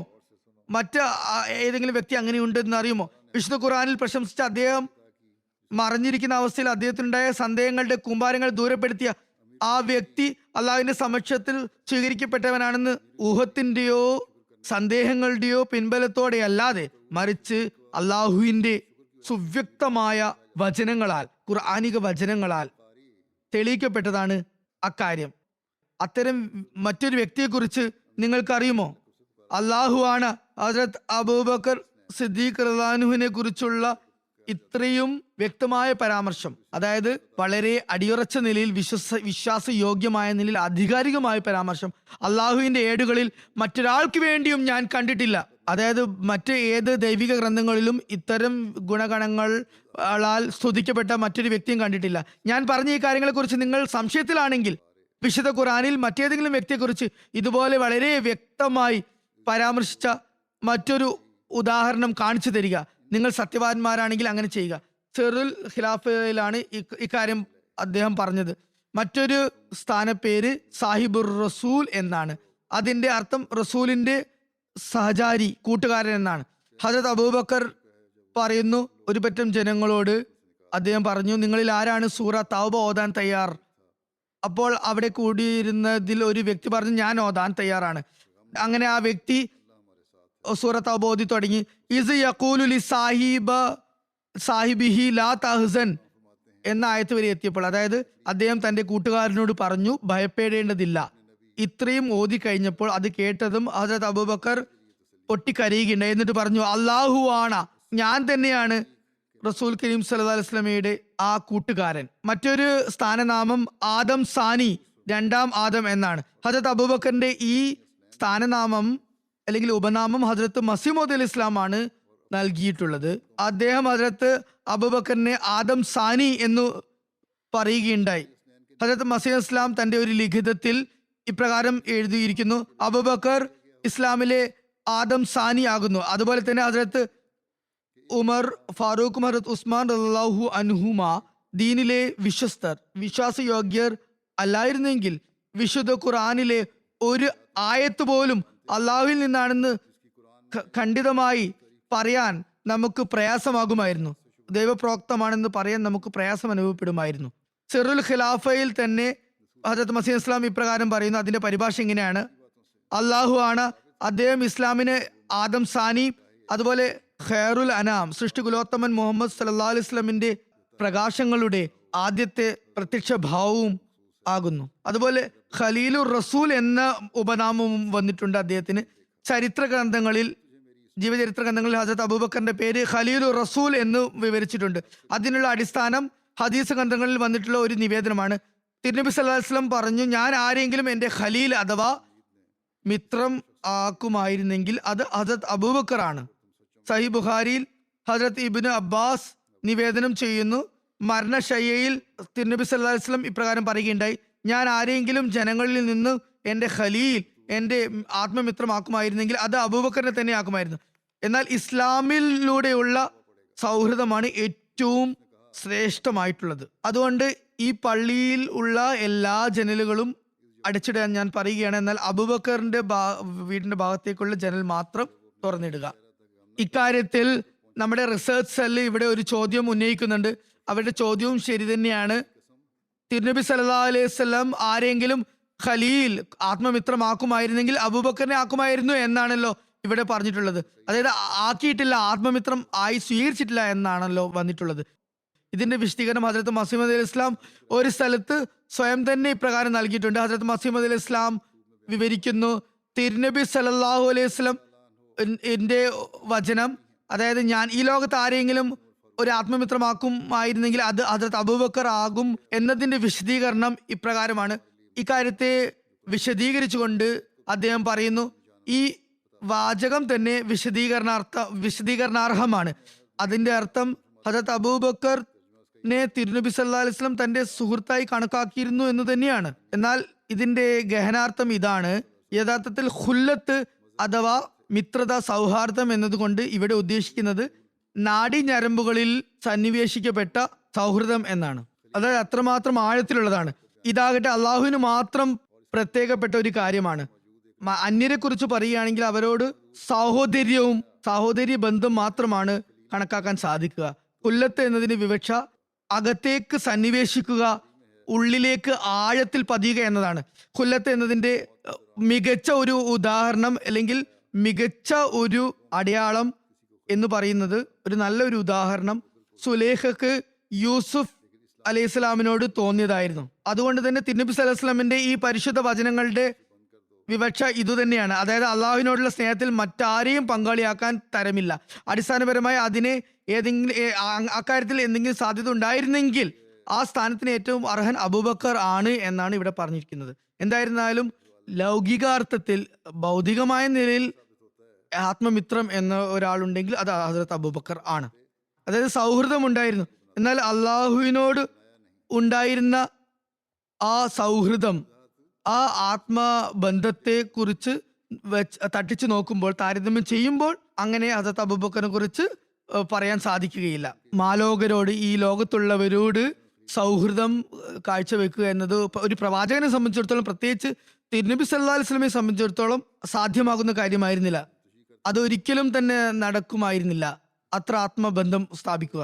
അങ്ങനെ ഭൗതികമായ വീക്ഷണത്തിൽ അത് സാധ്യമാകുമായിരുന്നെങ്കിൽ ആ കാര്യമാണ് തിരുനബി സല്ലല്ലാഹു അലൈഹി വസല്ലം പറഞ്ഞത്, അതിന് ഏറ്റവും കൂടുതൽ അർഹൻ ഹദരത്ത് അബൂബക്കർ ആണ് എന്ന്. അദ്ദേഹത്തിന്റെ കുഞ്ഞിയത്ത് അഥവാ വിളിപ്പേര് എന്തായിരുന്നു എന്നതിനെ കുറിച്ച് വിവരിക്കാം. ഹദരത്ത് അബൂബക്കറിന്റെ വിളിപ്പേര് അബൂബക്കർ എന്നായിരുന്നു. ഇതിന് ഒന്നിലേറെ കാരണങ്ങൾ പറയപ്പെടുന്നുണ്ട്. ചിലരുടെ വീക്ഷണത്തിൽ ബക്കർ എന്നാൽ യുവ ഒട്ടകം എന്നാണ് അർത്ഥം. കാരണം അദ്ദേഹം ഒട്ടകങ്ങളെ മേയ്ക്കുന്നതിനും വളർത്തുന്നതിനും പരിപാലിക്കുന്നതിനും വളരെ താല്പര്യമുണ്ടായിരുന്നു, അതിൽ പ്രാവീണ്യമുണ്ടായിരുന്നു. അതുകൊണ്ടാണ് ജനങ്ങൾ അദ്ദേഹത്തെ അബൂബക്കർ എന്ന് പറയാൻ തുടങ്ങിയത്. ബക്കറ എന്നതിന്റെ മറ്റൊരർത്ഥം ധൃതിപ്പെടുക അല്ലെങ്കിൽ മുന്നേറുക, മുൻകടക്കുക എന്നതാണ്. ചിലരുടെ അഭിപ്രായത്തിൽ ഏറ്റവും ഏറ്റവും ആദ്യമായി ഇസ്ലാം സ്വീകരിച്ചത് അദ്ദേഹമായിരുന്നു. അതുകൊണ്ടാണ് ഈ പേര് വീണത് എന്നും പറയുന്നുണ്ട്. ഇന്നഹു ബക്കറ ഇസ്ലാമ കബല ഗൈരിഹി, അതായത് അദ്ദേഹം മറ്റു ആരെക്കാളും മുമ്പേ ഇസ്ലാമിലേക്ക് പ്രവേശിക്കുന്നതിൽ മുൻകടക്കുകയുണ്ടായി. അല്ലാമ സമഖ്ശരി എഴുതുന്നു, അദ്ദേഹത്തിന്റെ പരിശുദ്ധ സ്വഭാവങ്ങളിൽ ഇബ്തിക്കാർ, അതായത് അഹമഹമികയ മുന്നേറുക, മുൻകടന്ന് നിൽക്കുക എന്ന സ്വഭാവം ഉണ്ടായിരുന്നതിലാണ് അദ്ദേഹത്തിന് അബൂബക്കർ എന്ന പേര് വന്നത്. അദ്ദേഹത്തിന്റെ രൂപാകാരത്തെക്കുറിച്ച് ഹദരത്ത് ആയിഷ റളിയല്ലാഹു അൻഹയുടെ ഒരു നിവേദനമുണ്ട്. അദ്ദേഹത്തിന്റെ ശരീര പ്രകൃതത്തെക്കുറിച്ച് ഹദരത്ത് ആയിഷ റളിയല്ലാഹു അൻഹ നിവേദനം ചെയ്യുന്നു. അവർ ഒരു അറബിയെ കണ്ടു, അയാൾ നടന്നു പോവുകയായിരുന്നു. ആ സമയത്ത് ഹദരത്ത് ആയിഷ തന്റെ പല്ലക്കിൽ ഇരിക്കുകയായിരുന്നു. അത് അദ്ദേഹത്തെ കണ്ടപ്പോൾ, ആ വ്യക്തിയെ കണ്ടപ്പോൾ ഹദരത്ത് ആയിഷ പറഞ്ഞു, ഈ വ്യക്തിയെക്കാളും അബൂബക്കറിനോട് രൂപസാദൃശ്യമുള്ള മറ്റാരെയും ഞാൻ ഇതുവരെ കണ്ടിട്ടില്ല. നിവേദനം പറയുന്നു, ഞങ്ങൾ അവരോട് പറഞ്ഞു, അപ്പോൾ ആയിഷയോട് പറഞ്ഞു, അബൂബക്കറിന്റെ രൂപാകാരം ഞങ്ങൾക്ക് വേണ്ടി നിങ്ങൾ വർണ്ണിച്ചാലും. ഹദരത്ത് ആയിഷ പറഞ്ഞു, ഹദരത്ത് അബൂബക്കർ വെളുത്ത നിറമുള്ള വ്യക്തിയായിരുന്നു, മെലിഞ്ഞ ശരീരപ്രകൃതമായിരുന്നു, കവിളിൽ മാംസം കുറവായിരുന്നു, ഇടുപ്പ് അല്പം കുനിഞ്ഞ് മെലിഞ്ഞ നിലയിലുള്ളതായിരുന്നു. അദ്ദേഹം അരയിൽ കെട്ടുന്ന തുണി, അദ്ദേഹത്തിന്റെ ഉടുമുണ്ട് പോലും ശരിക്കും നിന്നിരുന്നില്ല, അഴിയുമായിരുന്നു, ഇടയ്ക്കിടക്ക് താഴേക്ക് ഇറങ്ങി പോകുമായിരുന്നു. അതുപോലെ മുഖത്ത് അധികം മാംസളമല്ലാത്ത മുഖമായിരുന്നു, കണ്ണുകൾ താഴേക്ക് പൂണ്ടിരുന്നു, കുനിഞ്ഞിരുന്നു, നെറ്റി ഉയർന്ന നിലയിൽ വിശാലമായിരുന്നു. സഹീഹ് ബുഖാരി ഹസ്രത്ത് അബ്ദുള്ള ബിൻ ഉമറിൽ നിന്നും നിവേദനം, തിരുനബി സല്ലല്ലാഹു അലൈഹി വസല്ലം പറഞ്ഞതായി അദ്ദേഹം വിവരിക്കുന്നു, അഹങ്കാരത്തോടെ തന്റെ വസ്ത്രം വലിച്ചഴിച്ച് നടക്കുന്നവന്റെ നേർക്ക് അള്ളാഹു ഖയാമത്ത് നാളിൽ കാരുണ്യത്തോടെ നോക്കുകയില്ല. അതായത് അബൂബക്കർ അത് കേട്ട് പറഞ്ഞു, എന്റെ വസ്ത്രത്തിന്റെ ഒരു ഭാഗം നീണ്ടിരിക്കുന്നുണ്ട്, അയഞ്ഞിരിക്കുന്നുണ്ട്, അതായത് ഒരു ഭാഗത്ത് നിന്ന്, ഒരു വശത്ത് നിന്നും അയഞ്ഞ് താഴേക്ക് തൂങ്ങി നിൽക്കുന്നുണ്ട്. ഇനി ഞാനത് പ്രത്യേകമായി ശ്രദ്ധിക്കും. അങ്ങനെ പ്രത്യേകമായി ശ്രദ്ധിക്കാതെ നോക്കുമ്പോൾ അങ്ങനെ അയഞ്ഞു പോകാറുണ്ട്. തിരുനബി പറഞ്ഞു, താങ്കൾ അത് അഹങ്കാരം കൊണ്ട് ചെയ്യുന്നതല്ലല്ലോ, അതുകൊണ്ട് പ്രശ്നമില്ല. അതായത് അബൂബക്കർ മൈലാഞ്ചി കൊണ്ടും കത്തം കൊണ്ടും ഡൈ ചെയ്യാറുണ്ടായിരുന്നു. കത്തം എന്നത് ഉയർന്ന പർവ്വത ശിഖരത്തിൽ വളരുന്ന ഒരു ചെടിയാണ്. വസ്മ എന്ന സാധനവുമായി ചേർത്താണ് അത് ഡൈ ചെയ്യാറുള്ളത്, കത്തം. അങ്ങനെ മുടിക്ക് കറുപ്പ് നിറം ഏകാൻ അത് സഹായിക്കുമായിരുന്നു. ഇസ്ലാം സ്വീകരിക്കുന്നതിന് മുമ്പ് ഹദരത്ത് അബൂബക്കറിന്റെ ജോലി, അതുപോലെ ഖുറൈശികളുടെ ഇടയിൽ ഉണ്ടായിരുന്ന അദ്ദേഹത്തിന്റെ സ്ഥാനമാനം എന്നിവയെക്കുറിച്ച് താരീഖ് തബരിൽ ഇപ്രകാരം വന്നിരിക്കുന്നു.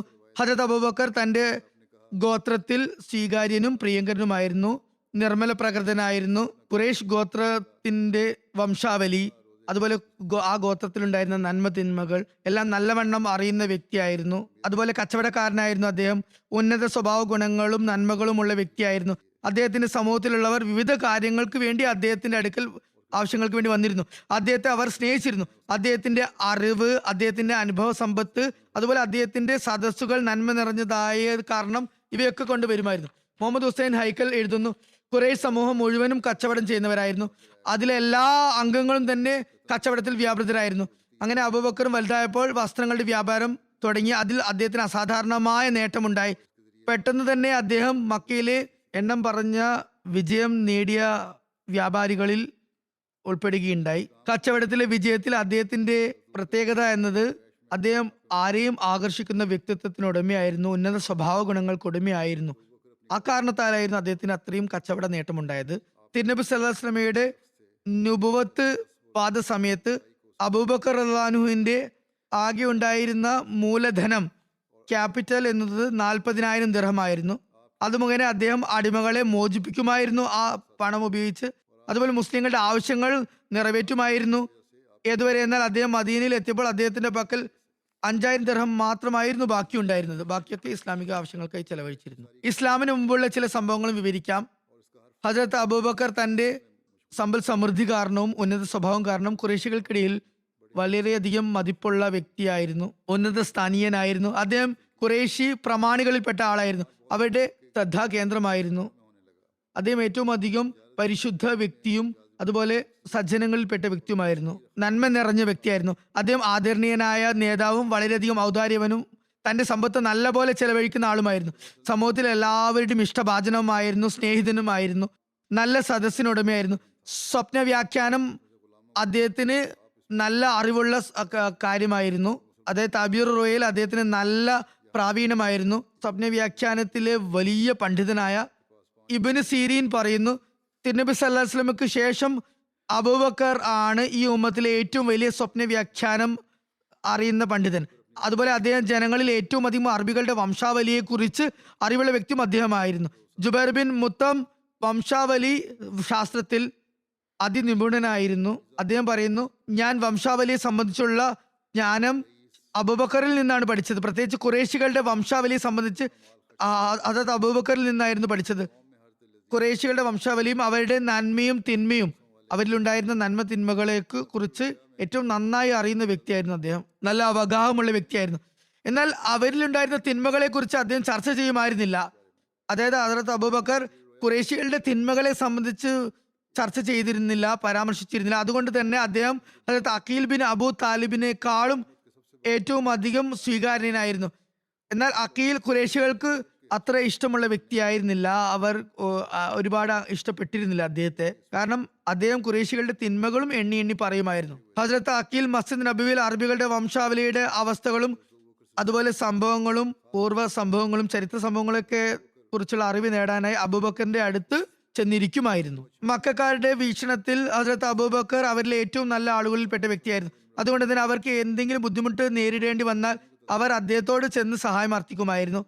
മക്കയിൽ ഒരുപാട് ഗോത്രങ്ങൾ അധിവസിച്ചിരുന്നു. എല്ലാ ഗോത്രങ്ങൾക്കും പ്രത്യേകമായ നിലയിൽ കാബയുടെ ഓരോരോ ഉത്തരവാദിത്തങ്ങൾ ഏൽപ്പിക്കപ്പെട്ടിരുന്നു. അവർക്ക് പ്രത്യേക സ്ഥാനമാനങ്ങൾ ഉണ്ടായിരുന്നു. അവർക്ക് പ്രത്യേക ജോലികൾ ഉത്തരവാദിത്തമായി ഏൽപ്പിക്കപ്പെട്ടിരുന്നു. മനു അബ്ദുൽ മനാഫിന് ഹാജിമാർക്ക് വെള്ളം കുടിക്കുവാനും അവർക്ക് അത്യാവശ്യ സൗകര്യങ്ങൾ ഒരുക്കി കൊടുക്കാനുമുള്ള ജോലിയായിരുന്നു ഏൽപ്പിക്കപ്പെട്ടിരുന്നത്. മനു അബ്ദുദ്ദാറിന് ഉത്തരവാദിത്തം യുദ്ധസമയത്ത് കൊടി പിടിക്കുകയും അതുപോലെ കാബയുടെ നടുവിലും ദാറുൻ നദ്വയിലും സൗകര്യങ്ങൾ ഏർപ്പാട് ചെയ്യുകയുമായിരുന്നു. സൈന്യങ്ങളുടെ നേതൃത്വം ഖാലിദ് ബിൻ വലീദിന്റെ ഗോത്രമായ ബനു മഖ്സൂമിനായിരുന്നു. അതുപോലെ രക്തത്തിന് പകരം ചോദിക്കാനും പിഴ ഈടാക്കാനും മോചന ദ്രവ്യം നിശ്ചയിക്കാനും മോചനമൂല്യം നിശ്ചയിക്കാനും ഉള്ള ഉത്തരവാദിത്തം അബൂബക്കറിന്റെ ഗോത്രമായ ബനു തൈം ബിൻ മുറയ്ക്കായിരുന്നു. ഹദ്റത്ത് അബൂബക്കർ സിദ്ദീഖ് യുവാവായപ്പോൾ ഈ സേവനം അദ്ദേഹത്തിന് ആണ് ഭരമേൽപ്പിക്കപ്പെട്ടത്. ഹദ്റത്ത് അബൂബക്കർ ഏതെങ്കിലും കാര്യത്തിൽ നഷ്ടപരിഹാരത്തെ കുറിച്ച് തീരുമാനമെടുത്താൽ ഖുറൈശികൾ അത് നിഷേധിക്കാതെ അംഗീകരിക്കുമായിരുന്നു, അതിനെ മാനിക്കുമായിരുന്നു. അദ്ദേഹത്തെ കൂടാതെ മറ്റാരെങ്കിലും ജീവനാംശത്തെക്കുറിച്ച് അല്ലെങ്കിൽ നഷ്ടപരിഹാരത്തെക്കുറിച്ചുള്ള തീരുമാനമെടുക്കുമായിരുന്നെങ്കിൽ ഖുറൈശികൾ അത് സ്വീകരിക്കുമായിരുന്നില്ല, അത് അംഗീകരിക്കുമായിരുന്നില്ല. ഇൽഫുൽ ഫുലൂൽ എന്ന സംഘടനയിൽ റസൂൽ കരീം സല്ലല്ലാഹു അലൈഹി വസല്ലമയോടൊപ്പം ഹസ്രത്ത് അബൂബക്കറും ഉണ്ടായിരുന്നു. ദരിദ്രരെ സഹായിക്കാനുള്ള സാധുജന പരിപാലനത്തിനുള്ള ഒരു പ്രത്യേക പ്രതിജ്ഞ എടുത്ത യുവാക്കളുടെ സംഘടനയായിരുന്നു അത്. അക്രമത്തിന് ഇരയായവർക്കുള്ള സഹായം അവർ എത്തിച്ചിരുന്നു. പണ്ട് കാലത്ത് അറേബ്യയിലുള്ള ചില വ്യക്തികൾക്ക് ഇങ്ങനെ ഒരു ആവശ്യം തോന്നുകയുണ്ടായി. അതായത് എല്ലാവരും ഒരുമിച്ച് കൂടി ഐക്യത്തോടു കൂടി ആവശ്യക്കാർക്ക് ആവശ്യം നേടിക്കൊടുക്കാനും അവകാശങ്ങൾ നേടിക്കൊടുക്കാനും സഹായിക്കണം എന്ന് തീരുമാനിച്ചു. അതുപോലെ അക്രമങ്ങളിൽ നിന്ന് തടയണമെന്നും അവർ ആഗ്രഹിച്ചു. അറബിയിൽ അവകാശങ്ങൾക്ക് ഫദിൽ എന്നും പറയാറുണ്ട്, ഹക്കിന് ഫദിൽ എന്നും പറയാറുണ്ട്. ആ ഫദിലിന്റെ ബഹുവചന രൂപമാണ് ഫുലൂൽ എന്നത്. അതുകൊണ്ട് തന്നെ ആ പ്രതിജ്ഞ എടുത്തതിനെ ഹിൽഫുൽ ഫുലൂൽ എന്ന് പേര് വരികയുണ്ടായി. ചില നിവേദനങ്ങളുടെ അടിസ്ഥാനത്തിൽ ഈ അഭിപ്രായത്തിന് നിർദ്ദേശം നൽകിയ തുടക്കക്കാർ, അതിന്റെ സ്ഥാപകരുടെ പേരുകൾ പലതും ഫസൽ എന്ന പേര് ഉള്ള വ്യക്തികളായിരുന്നു. അതുകൊണ്ട് തന്നെ ഈ ഒരു പ്രതിജ്ഞയെ, ഈ കരാറിനെ ഹിൽഫുൽ ഫുസൂൽ എന്ന പേര് വന്ന് അങ്ങനെ ആ പേരിൽ പ്രശസ്തമായെന്നും പറയാറുണ്ട്. എന്തായാലും ഫുജാർ യുദ്ധത്തിന് ശേഷം ഏതാണ്ട് ആ യുദ്ധത്തിൽ നിന്ന് തന്നെ പ്രഭാവിതനായിക്കൊണ്ട് റസൂൽ കരീം സല്ലല്ലാഹു അലൈഹി വസല്ലമയുടെ പിതൃവ്യനായ സുബൈർ ബിൻ അബ്ദുൽ മുത്തലിബിന്റെ ഹൃദയത്തിലാണ് ഇങ്ങനെ ഒരു ചിന്ത ഉടലെടുത്തത്. അതായത് പിൽക്കാലത്ത് ഇദ്ദേഹത്തിന്റെ ഹൃദയത്തിലാണ് അങ്ങനെ ഒരു സംഘടനയെ വീണ്ടും സജീവമാക്കണം, പുനരാരംഭിക്കണമെന്ന ചിന്ത വന്നത്. അങ്ങനെ ഈ സംഘടനയിൽ ചില ഖുറൈശി ഗോത്രങ്ങളിലുള്ള പ്രതിനിധികൾ ഉണ്ടായിരുന്നു. അബ്ദുള്ള ബിൻ ജദാന്റെ വീട്ടിൽ അവരെല്ലാവരും ഒരുമിച്ച് കൂടിയിരുന്നു. അബ്ദുള്ള ബിൻ ജദാൻ ഒരു സൽക്കാരം ഒരുക്കിയിരുന്നു. അങ്ങനെ എല്ലാവരും ഏകോപിച്ച അഭിപ്രായത്തോടെ പരസ്പരം യോജിച്ചുകൊണ്ട് പ്രതിജ്ഞ എടുക്കുകയുണ്ടായി. അതായത് നമ്മൾ എപ്പോഴും അതിക്രമങ്ങളെയും അക്രമങ്ങളെയും തടയുന്നതായിരിക്കും, അക്രമത്തിന് ഇരയായവരെ, മർദ്ദിതരെ സഹായിക്കുന്നതായിരിക്കും. ഈ പ്രതിജ്ഞയിൽ പങ്കെടുക്കുന്നവരിൽ ബനു ഹാഷിം, ബനു മത്ലബ്, ബനു അസദ്, ബനു സുഹറ, ബനു തേയിം എന്നീ ഗോത്രങ്ങളും ഉൾപ്പെട്ടിരുന്നു. റസൂൽ കരീം സ്വല്ലല്ലാഹു അലൈഹി വസല്ലം ആ സമയത്ത് അവിടെ ഉണ്ടായിരുന്നു. ആ സന്ദർഭത്തിൽ അങ്ങനെ ആ പ്രതിജ്ഞയിൽ അദ്ദേഹം ഭാഗഭാക്കാവുകയുണ്ടായി. ഒരിക്കൽ നുബുവത്തിന്റെ കാലഘട്ടത്തിൽ തിരുനബി സ്വല്ലല്ലാഹു അലൈഹി വസല്ലം ഇപ്രകാരം പറയുകയുണ്ടായി: അബ്ദുള്ള ബിൻ ജദാന്റെ വീട്ടിൽ എല്ലാവരും ഏറ്റെടുത്ത ആ ശപഥത്തിൽ ഞാനും പങ്കെടുത്തിരുന്നു. ഇന്നും ഇസ്ലാമിന്റെ കാലഘട്ടത്തിലും അതിലേക്ക് ആരെങ്കിലും എന്നെ ക്ഷണിക്കുകയാണെങ്കിൽ ഞാൻ ലബ്ബൈക്ക് പറഞ്ഞ് അതിലേക്ക് പോകുന്നതാണ്. ഒരു ഗ്രന്ഥകാരൻ ഹദരത്ത് അബൂബക്കർ ഹിൽഫുൽ ഫുസൂലിൽ പങ്കെടുത്തതിനെ കുറിച്ച് പരാമർശിച്ചുകൊണ്ട് പറയുന്നു, ആ സംഘടനയിൽ റസൂൽ കരീം സ്വല്ലല്ലാഹു അലൈഹി വസല്ലം ഉണ്ടായിരുന്നു.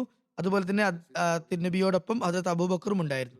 നുബുവത്തിന് മുമ്പ് അദ്ദേഹത്തിന് റസൂൽ കരീം സ്വല്ലല്ലാഹു അലൈഹി വസല്ലമയോടുണ്ടായിരുന്ന ബന്ധവും സൗഹൃദ ബന്ധവും അടുപ്പവും കുറിച്ച് ഇങ്ങനെ വിവരിക്കപ്പെടുന്നു. ഇബ്നു ഇസ്ഹാഖും മറ്റു ചിലരും വിവരിക്കുന്നുണ്ട് ഇക്കാര്യം. ഹദരത്ത് അബൂബക്കർ നുബുവത്തിന് മുമ്പ് തന്നെ റസൂൽ കരീം സ്വല്ലല്ലാഹു അലൈഹി വസല്ലമയുടെ സുഹൃത്തായിരുന്നു. അദ്ദേഹത്തിന് റസൂൽ കരീം സ്വല്ലല്ലാഹു അലൈഹി വസല്ലമയുടെ സത്യസന്ധത, വിശ്വസ്തത, പരിശുദ്ധ പ്രകൃതം, ഉയർന്ന സ്വഭാവ മഹിമ എന്നിവയെ കുറിച്ച് നല്ലപോലെ അറിയുന്ന വ്യക്തിയായിരുന്നു. മറ്റൊരു നിവേദനത്തിൽ വരുന്നത് ജാഹിലിയ കാലഘട്ടത്തിലും ഹദരത്ത് അബൂബക്കർ റസൂൽ കരീം സ്വല്ലല്ലാഹു അലൈഹി വസല്ലമയുടെ സുഹൃത്തായിരുന്നു. സിയറത്ത് സഹാബയിൽ ഇപ്രകാരം വന്നിരിക്കുന്നു: റസൂൽ കരീം സ്വല്ലല്ലാഹു അലൈഹി വസല്ലമയുമായി ബാല്യത്തിൽ തന്നെ ഹദരത്ത് അബൂബക്കറിന് പ്രത്യേക സ്നേഹവും അതുപോലെ ആത്മാർത്ഥ ബന്ധവും ഉണ്ടായിരുന്നു. അദ്ദേഹം തിരുനബി സ്വല്ലല്ലാഹു അലൈഹി വസല്ലമയുടെ സുഹൃത്ത് വലയത്തിൽ പെട്ട വ്യക്തിയായിരുന്നു. പലപ്പോഴും കച്ചവട യാത്രകളിൽ ഒരുമിച്ച് യാത്ര ചെയ്യാനുള്ള സൗഭാഗ്യം അദ്ദേഹത്തിന് ലഭിച്ചിട്ടുണ്ട് റസൂൽ കരീം സ്വല്ലല്ലാഹു അലൈഹി വസല്ലമയോടൊപ്പം. നുബുവത്തിന് മുമ്പ് നബി കരീം സ്വല്ലല്ലാഹു അലൈഹി വസല്ലമയുടെ സൗഹൃദ വലയത്തിൽ ഉണ്ടായിരുന്നു ഹദരത്ത് അബൂബക്കർ എന്നതിനെ കുറിച്ച് ഹദരത്ത് മിർസ ബഷീർ അഹമ്മദ് സാബ് പ്രകാരം എഴുതുന്നു: നുബുവത്തിന് മുന്നേ തിരുനബി സ്വല്ലല്ലാഹു അലൈഹി വസല്ലമയുടെ സുഹൃത്ത് വലയം വളരെ പരിമിതമായിരുന്നു, ചെറുതായിരുന്നു. യഥാർത്ഥത്തിൽ തിരുനബി സ്വല്ലല്ലാഹു അലൈഹി വസല്ലമയുടെ പ്രകൃതം തുടക്കം മുതലേ ഏകാന്തത ഇഷ്ടപ്പെട്ടിരുന്നു. അദ്ദേഹം തന്റെ ജീവിതത്തിൽ ഒരിക്കലും മക്കയിലെ പൊതുസമൂഹവുമായി കൂടുതൽ ഇഴകി ചേർന്നിരുന്നില്ല. എന്നിരുന്നാലും അദ്ദേഹത്തിന് ചില വ്യക്തികളുമായി സുഹൃത്ത് ബന്ധം സ്ഥാപിച്ചിരുന്നു. അതിൽ ഏറ്റവും വിശിഷ്ടമായ ബന്ധമുണ്ടായിരുന്ന ഹദരത്ത് അബൂബക്കർ, അതായത് അബ്ദുള്ള ബിൻ അബി ഖുഹാഫ ആയിരുന്നു. ഇദ്ദേഹം ഖുറൈശിയിലെ ഉന്നത കുടുംബ അംഗമായിരുന്നു. തന്റെ മഹത്വവും കഴിവും കാരണം സമൂഹത്തിൽ ബഹുമാന്യനായിരുന്നു. രണ്ടാമതായി ഹക്കീം ബിൻ ഹിസാം ആയിരുന്നു സൗഹൃദം ബന്ധത്തിലുണ്ടായിരുന്നത്. ഇദ്ദേഹം ഹദരത്ത് ഖദീജയുടെ സഹോദരപുത്രനായിരുന്നു. ഇദ്ദേഹം വളരെ പരിശുദ്ധ പ്രകൃതക്കാരനായിരുന്നു. ആരംഭകാലത്ത് തന്നെ അദ്ദേഹം ഇസ്ലാം സ്വീകരിച്ചിരുന്നില്ലെങ്കിലും തിരുനബി സ്വല്ലല്ലാഹു അലൈഹി വസല്ലമയെ വളരെയധികം സ്നേഹവും വിശ്വസ്തയും ആത്മാർത്ഥതയും വെച്ച് പുലർത്തിയിരുന്നു. അവസാനം ഈ പരിശുദ്ധ പ്രകൃതം തന്നെ അദ്ദേഹത്തെ ഇസ്ലാമിലേക്ക് ആകർഷിക്കുകയും ചെയ്യുകയുണ്ടായി. അടുത്തത് സെയ്ദ് ബിൻ അമ്രുമായും തിരുനബി സ്വല്ലല്ലാഹു അലൈഹി വസല്ലമയ്ക്ക് ബന്ധമുണ്ടായിരുന്നു. ഇദ്ദേഹം ഹദരത്ത് ഉമറിന്റെ അടുത്ത ബന്ധുവായിരുന്നു. ജാഹിലിയ കാലഘട്ടത്തിലും ഷിർക്ക് ഉപേക്ഷിക്കുകയും അതുപോലെ ഇബ്രാഹിമിന്റെ ദീനുമായി തന്നെ ബന്ധപ്പെടുത്തുകയും ചെയ്ത വ്യക്തികളിൽ പെട്ട ആളായിരുന്നു. എന്നാൽ ഇദ്ദേഹം ഇസ്ലാമിന്റെ കാലഘട്ടത്തിന് മുമ്പ് തന്നെ മരണപ്പെടുകയുണ്ടായി. എന്തായാലും തിരുനബി സല്ലല്ലാഹു അലൈഹി വസല്ലമയുമായി ബന്ധമുണ്ടായിരുന്നവരിൽ ഒന്നാം സ്ഥാനം ഹദരത്ത് അബൂബക്കറിനായിരുന്നു. ജാഹിലിയ കാലഘട്ടത്തിൽ തന്നെ ഹദരത്ത് അബൂബക്കറിന് ഷിർക്കിനോട് വിരക്തിയായിരുന്നു, അതിൽ നിന്ന് വിട്ടുനിൽക്കുമായിരുന്നു. ഹദരത്ത് അബൂബക്കർ ജാഹിലിയ കാലഘട്ടത്തിൽ പോലും ഒരിക്കലും ഷിർക്ക് ചെയ്തിരുന്നില്ല. ഒരു ബിംബത്തിന് മുമ്പാകെയും സാഷ്ടാംഗം ചെയ്തിരുന്നില്ല. സീറത്ത് ഹലബിയയിൽ ഇപ്രകാരം വന്നിരിക്കുന്നു, പറയപ്പെടുന്നു: തീർച്ചയായും ഹദരത്ത് അബൂബക്കർ ഒരു ബിംബത്തിന് മുമ്പിൽ ഒരിക്കലും കുനിഞ്ഞിട്ടില്ല, സജ്ജത ചെയ്തിട്ടില്ല. അല്ലാമ ഇബ്നു ജുസി ഹദരത്ത് അബൂബക്കറിനെ ജാഹിലിയ കാലഘട്ടത്തിലും ബിംബങ്ങളെ ആരാധിക്കുന്നതിൽ നിന്നും വേറിട്ട് നിന്ന വ്യക്തികളിൽ ഉൾപ്പെടുത്തുന്നുണ്ട്. അതായത് അദ്ദേഹം ഒരിക്കലും ബിംബങ്ങളെ സമീപിച്ചിരുന്നില്ല. ജാഹിലിയ കാലഘട്ടത്തിൽ അദ്ദേഹത്തിന് മദ്യത്തിനോടും വളരെയധികം വെറുപ്പായിരുന്നു. ഹദരത്ത് അബൂബക്കർ ജാഹിലിയ കാലഘട്ടത്തിലും മദ്യം തന്റെ മേൽ ഹറാമാണ്, നിഷിദ്ധമാണ് എന്ന് കരുതിയിരുന്നു എന്ന് ഹദരത്ത് ആയിഷ നിവേദനം ചെയ്യുന്നു. ഇസ്ലാമിന് മുമ്പോ ശേഷമോ അദ്ദേഹം ഒരിക്കലും മദ്യപിച്ചിട്ടില്ല.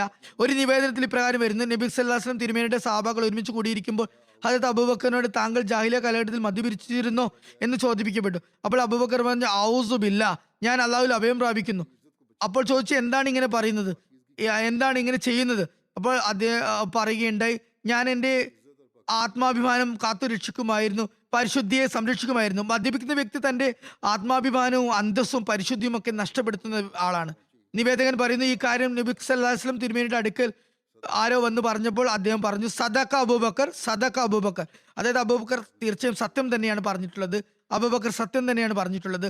അദ്ദേഹം ഇത് 2 തവണ പറയുകയുണ്ടായി. ഹദ്രത്ത് അബൂബക്കർ സിദ്ദീഖ് റളിയല്ലാഹുവിന്റെ ഇസ്ലാം സ്വീകരണവുമായി ബന്ധപ്പെട്ട് വിവിധ നിവേദനങ്ങൾ നമുക്ക് ലഭിക്കുന്നുണ്ട്. ചിലത് വളരെ ദൈർഘ്യമേറിയതും എന്നാൽ വളരെ ചുരുങ്ങിയ നിലയിലുള്ളതും ഉണ്ട്. എന്തായാലും ചിലത് ഞാൻ ഇവിടെ വിവരിക്കുന്നതാണ്. ഹദ്രത്ത് ആയിഷ റളിയല്ലാഹു അൻഹ പറയുന്നു, എനിക്ക് ഓർമ്മ വെച്ച നാൾ മുതൽ എൻ്റെ മാതാപിതാക്കൾ ഈ ദീനിൽ തന്നെയാണ് ഉള്ളത്. അതായത് ഇസ്ലാമിക ദീനിൽ തന്നെയാണ് അടിയുറച്ച് നിലകൊണ്ടിരുന്നത്. പ്രഭാതത്തിലും പ്രദോഷത്തിലും തിരുനബി സല്ലല്ലാഹു അലൈഹി വസല്ലം ഞങ്ങളുടെ അടുക്കൽ വരാത്ത ഒരു ദിവസം ഉണ്ടായിരുന്നില്ല, രാവും പകലും വരുമായിരുന്നു. ഹദരത്ത് അബൂബക്കറിന്റെ ഇസ്ലാം സ്വീകരണത്തെ കുറിച്ച് വിവിധ നിവേദനങ്ങളുണ്ട്. ഷറ ജർഖാനിൽ ഹദരത്ത് അബൂബക്കർ ഇസ്ലാം സ്വീകരിച്ചതുമായി ബന്ധപ്പെട്ട് ഇപ്രകാരം സംഭവം വിവരിക്കുന്നു. ഒരു ദിവസം ഹദരത്ത് അബൂബക്കർ ഹക്കീം ബിൻ ഹിസാമിന്റെ വീട്ടിലായിരുന്നു. അപ്പോൾ അദ്ദേഹത്തിന്റെ ഭൃത്യ അവിടെ വന്നിട്ട് പറഞ്ഞു, നിന്റെ പിതൃ സഹോദരി ഖദീജ ഇപ്രകാരം പറയുന്നു, അവരുടെ ഭർത്താവ് മൂസയെ പോലെ പ്രവാചകനായി നിയോഗിതനാണ് എന്ന് പറയുന്നു. ഇത് കേട്ടതും ഹദരത്ത് അബൂബക്കർ അവിടെ നിന്നും മൗനത്തോടെ ഇറങ്ങിപ്പോയി തിരുനബി സല്ലല്ലാഹു അലൈഹി വസല്ലമയുടെ അടുക്കലെത്തി ഇസ്ലാം സ്വീകരിക്കുകയും ചെയ്തു. സീറത്ത് ഇബ്നു ഹിഷാമിന്റെ വ്യാഖ്യാന ഗ്രന്ഥമായ റുസുൽ അൻഫിൽ ഹദരത്ത് അബൂബക്കറിന്റെ ഒരു സ്വപ്നവും ഇസ്ലാം സ്വീകരിച്ച സംഭവം ഇപ്രകാരം വിവരിച്ചിട്ടുണ്ട്. അതിപ്രകാരമാണ്, തിരുനബി സല്ലല്ലാഹു അലൈഹി വസല്ലമയുടെ പ്രവാചക നിയോഗത്വത്തിന് മുമ്പ് ഹദരത്ത് അബൂബക്കർ ചന്ദ്രൻ മക്കയിൽ ഇറങ്ങി വരുന്നതായും അത് പല കഷ്ണങ്ങളായി പൊട്ടി മക്കയിലെ എല്ലാ സ്ഥലങ്ങളിലും എല്ലാ വീടുകളിലും വ്യാപിച്ചതായും പരന്നതായും അതിന്റെ ഓരോരോ കഷ്ണവും ഓരോരോ വീടുകളിൽ പ്രവേശിക്കുന്നതായും പിന്നീട് അവയെല്ലാം ഒരുമിച്ച് കൂടി അദ്ദേഹത്തിന്റെ മടിയിൽ വന്ന് വീണതായും കണ്ടു. ഹദരത്ത് അബൂബക്കർ ചില ഗ്രന്ഥാനുസാരികളായ പണ്ഡിതന്മാരുടെ ഈ സ്വപ്നത്തെക്കുറിച്ച് പറഞ്ഞു. അവർ പറഞ്ഞു, കാത്തിരിക്കപ്പെടുന്ന പ്രതീക്ഷിക്കപ്പെട്ട പ്രവാചകൻ വരാനുള്ള സമയം അടുത്തിരിക്കുന്നു. താങ്കൾ അദ്ദേഹത്തെ പിൻപറ്റുന്നതാണ്. അതുകൊണ്ട് തന്നെ താങ്കൾ ജനങ്ങളിൽ ഏറ്റവും സൗഭാഗ്യം സിദ്ധിച്ചവനായി മാറുന്നതാണ്. ഈ സ്വപ്നത്തിന് വിശദീകരണം ഇങ്ങനെ നൽകി. പിന്നീട് തിരുനബി സല്ലല്ലാഹു അലൈഹി വസല്ലം ഹദരത്ത് അബൂബക്കറിനെ ഇസ്ലാമിലേക്ക് ക്ഷണിച്ചപ്പോൾ ഒരു വിളംബവും കൂടാതെ തന്നെ അദ്ദേഹം ഇസ്ലാം സ്വീകരിക്കുകയുണ്ടായി. സബീലുൽ ഹുദയിൽ ഹദരത്ത് അബൂബക്കർ ഇസ്ലാം സ്വീകരിച്ചതിനെ കുറിച്ച് ഒരു നിവേദനം വന്നിരിക്കുന്നു. കാബ് നിവേദനം ചെയ്യുന്നു, ഹദരത്ത് സിദ്ദീഖ് റളിയല്ലാഹു അൻഹു ഇസ്ലാം സ്വീകരിക്കാനുള്ള കാരണം ആകാശത്തിൽ നിന്നും ഇറങ്ങിയ ഒരു വഹിയാണ്, വെളിപാടാണ്. അതിന്റെ വിശദീകരണം ഇപ്രകാരമാണ്. ഹദരത്ത് അബൂബക്കർ സിറിയയിൽ കച്ചവട ആവശ്യം പോയതായിരുന്നു. അവിടെ വെച്ച് അദ്ദേഹം ഒരു സ്വപ്നം കണ്ടു. അത് ബുഹേറ റഹബ് ഒരു മതപുരോഹിതനെ കേൾപ്പിച്ചു. അപ്പോൾ ബുഹേറ എന്ന ആ പുരോഹിതൻ ചോദിച്ചു, താങ്കൾ എവിടെ നിന്നാണ് വന്നിട്ടുള്ളത്? അദ്ദേഹം പറഞ്ഞു, മക്കയിൽ നിന്നാണ് വന്നിട്ടുള്ളത്. അയാൾ ചോദിച്ചു, മക്കയിലെ ഏത് ഗോത്രത്തിൽപ്പെട്ട വ്യക്തിയാണ്? അദ്ദേഹം പറഞ്ഞു, ഞാൻ ഖുറൈശിയാണ്. അയാൾ ചോദിച്ചു, താങ്കൾ എന്താണ് ജോലി ചെയ്യുന്നത്? അപ്പോൾ അദ്ദേഹം പറഞ്ഞു, ഞാൻ വ്യാപാരിയാണ്. അപ്പോൾ ബുഹേറ എന്ന പുരോഹിതൻ പറഞ്ഞു, അള്ളാഹു താങ്കളുടെ സ്വപ്നത്തെ സത്യമാക്കുകയാണെങ്കിൽ താങ്കളുടെ സമൂഹത്തിൽ നിന്ന് ഒരു പ്രവാചകൻ എഴുന്നേൽപ്പിക്കപ്പെടും. താങ്കൾ ആ പ്രവാചകന്റെ ജീവിതത്തിൽ തന്നെ അദ്ദേഹത്തിന്റെ മന്ത്രിയാകും, സഹായിയാകും. അദ്ദേഹത്തിന്റെ വഫാത്തിന് ശേഷം അദ്ദേഹത്തിന്റെ ഖലീഫയായി മാറും. ഹസ്രത്ത് അബൂബക്കർ ഇക്കാര്യത്തെ രഹസ്യമാക്കി വെച്ചു. നബി സല്ലല്ലാഹു അലൈഹി വസല്ലം നുബുവത്ത് വാദിച്ചപ്പോഴാണ് ഇക്കാര്യം വന്ന് പറയാനായി ഹസ്രത്ത് അബൂബക്കർ വന്നത്. എന്നിട്ട് പറഞ്ഞു, അല്ലയോ മുഹമ്മദ് സല്ലല്ലാഹു അലൈഹി വസല്ലം, താങ്കളുടെ വാദത്തിന് ഉപോത്ബലകമായ തെളിവ് എന്താണുള്ളത്? മറ്റു സ്ഥലങ്ങളിൽ വരുന്ന നിവേദനങ്ങളിൽ ഒന്നും തന്നെ ഒരിക്കലും തെളിവ് ചോദിച്ചതായി കാണുന്നില്ല. എന്നാലും ഈ റിവായത്തിൽ അങ്ങനെ വന്നിട്ടുണ്ട്. തിരുനബി സല്ലല്ലാഹു അലൈഹി വസല്ലം പറഞ്ഞു, താങ്കൾ സിറിയയിൽ വെച്ചൊരു സ്വപ്നം കണ്ടിട്ടില്ലേ? അത് തന്നെയാണ് തെളിവ്. അപ്പോൾ ഹദരത്ത് അബൂബക്കർ തിരുനബി സല്ലല്ലാഹു അലൈഹി വസല്ലമയെ ആലിംഗനം ചെയ്യുകയും അദ്ദേഹത്തിന്റെ നെറ്റിയിൽ കണ്ണുകൾക്കിടയിൽ ചുംബിക്കുകയും ചെയ്തു. എന്നിട്ട് പറഞ്ഞു, താങ്കൾ അള്ളാഹുവിന്റെ ദൂതനാണെന്ന് ഞാൻ സാക്ഷ്യം വഹിക്കുന്നു. ഈ നിവേദനത്തിൽ ഹദരത്ത് അബൂബക്കറിന്റെ സ്വപ്നത്തെ കുറിച്ചുള്ള പരാമർശമുണ്ട്. എന്നാൽ അതിന്റെ വിശദീകരണങ്ങൾ ഇതിൽ കൊടുത്തിട്ടില്ല. ആ സ്വപ്നത്തിൽ ഹദരത്ത് അബൂബക്കർ എന്തായിരുന്നു കണ്ടത് എന്നതിനെ കുറിച്ച്, എവിടെയാണ് കണ്ടത് എന്നതിനെ കുറിച്ച് വന്നിട്ടില്ല. സീറത്തുൽ ഹൽബിയയിൽ അത് വിശദീകരണം ലഭ്യമാണ്. അതായത് അബൂബക്കർ ചന്ദ്രൻ പൊട്ടി വീഴുന്നതായി കണ്ട സ്വപ്നത്തെ കുറിച്ചുള്ള സൂചന ലഭിക്കുന്നുണ്ട്. അത് തന്നെ ആയിരിക്കണം ഇത് വിശദീകരിച്ച് കഴിഞ്ഞതാണ്. എന്തായാലും ഇതിനെക്കുറിച്ച് ഇനിയും ചില നിവേദനങ്ങൾ ജീവചരിത്രകാരന്മാർ എഴുതിയിട്ടുണ്ട്. ഇൻഷാ അല്ലാഹ് വരും ഖുത്ബകളിൽ അത് ഞാൻ വിവരിക്കുന്നതായിരിക്കും.